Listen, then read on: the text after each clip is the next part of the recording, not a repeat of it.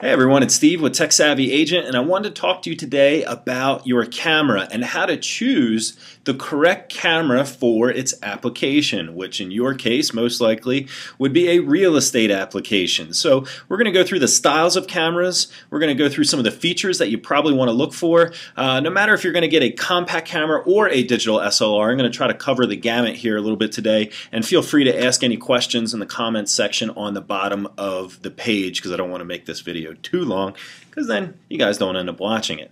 So let's get started here with compact cameras, and let's get started with the website that will help you decide which camera you want to buy. I mentioned this website before. It's called DP Review. It has the most comprehensive set of camera reviews that I found out there on the internet. It's an excellent website, and the place where you want to go on DP Review is up here on the top under the cameras drop down. It says Camera Feature Search. They make it really convenient and easy to find the best camera for you. When you click that Camera Feature Search, it's going to give you all the styles of cameras that you can click on here and then give you the reviews directly underneath for each camera. So this is a great feature, but the first thing we need to do before we start using this feature is decide whether we want a compact camera or do we want something like a compact digital SLR or SLR camera. So how do we decide that? Well, you want to ask yourself a couple of questions. What am I going to use this for besides real estate? Am I interested in photography? Maybe I like the art side of photography as well. Do I want a camera to take pictures of my family? And the most important question, in my opinion, would be, what is your aptitude to learn a new camera? Because if you're not, or if you're one of those people that do not like to sit down and read through the manual and understand all the little nuances with your camera there, I probably don't recommend a digital SLR. If you're not going to take a class, I probably don't recommend a digital SLR. But if you have a passion or an interest in that, that is a great choice because you're going to have the most flexibility with that type of camera for your still photography. If you just want a camera to take pictures of homes and you want it to be fairly simple, you can get away with a compact camera, and I'm going to show you some of the things that you want to look for right now before we dive into the digital SLR arena.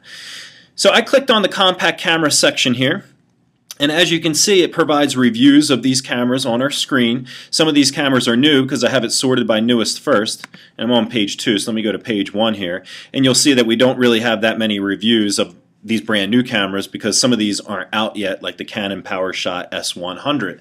But one or a few of the features that you want to look for is the focal length of the camera. We want it to be as wide as possible. We don't really care about this end. We really care about this end of the camera, and that's how much of the scene that you're going to see or that the camera is going to capture for you in its frame. So the idea here is to look for the lowest number possible. That's going to give you the widest view. So the Ricoh really wouldn't be that great for a real estate camera because it's only 28 millimeters. This one's 25, not bad. Samsung 26, getting worse. Fujifilm 28. So far this Canon PowerShot looks like a pretty good bet because it has the widest view. You're going to capture more of the home.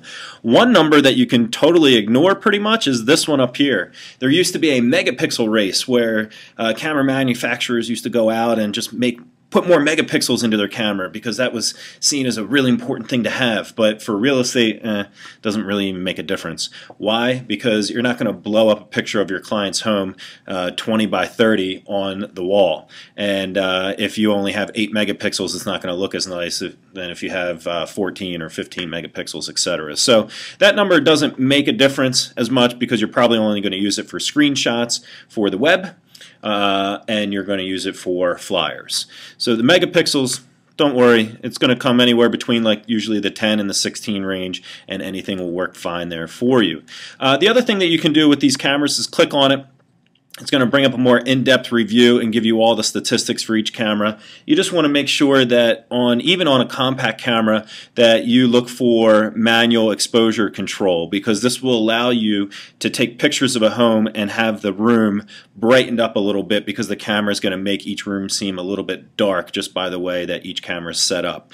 I give more information on that in our photography, how to take indoor photos post, so look that one up on the website if you haven't seen that. But you definitely want to have some type of manual exposure control. This Canon camera, it's not out yet, but it will have it. This is actually a pretty nice camera, and I think it's going to do quite quite well. So definitely check that one out. I'm going to back up a step here. Let's go to page 2 or 3. Just want to show you the reviews do pop up on the page so we can see this Olympus 28 to 112, probably not a great real estate camera. Let's go to page 4 here. And we can sort by brand and things like that as well to look for the reviews on the screen.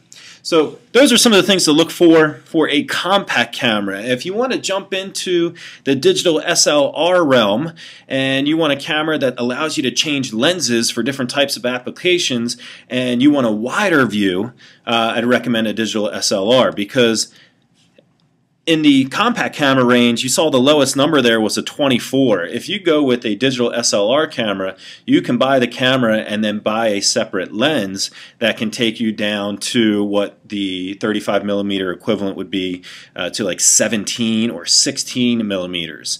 They have lenses out there that say 10 to 22 on it too, to 10 millimeters. But that number really is going to be around the 16 range, and I won't go into the reason why that's that's a 16 range. That's for a different topic altogether. But you can get a much wider view, is the point I'm trying to make here, without confusing you too much with a digital SLR, and that's really going to help your pictures for real estate.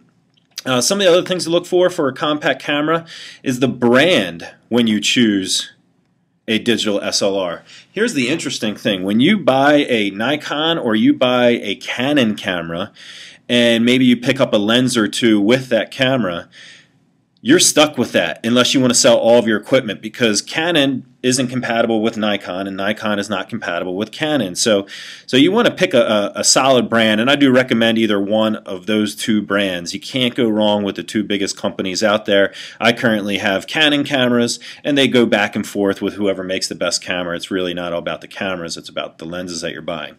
And you probably guessed it by now, but digital SLR cameras are a heck of a lot more money than your compact cameras. So you're going to spend a lot more, but you're going to get a much better camera in result of you spending more, of course, and you can use it for a lot of other great things like low light indoor pictures of your family members and friends, etc., that a compact camera just won't be able to capture.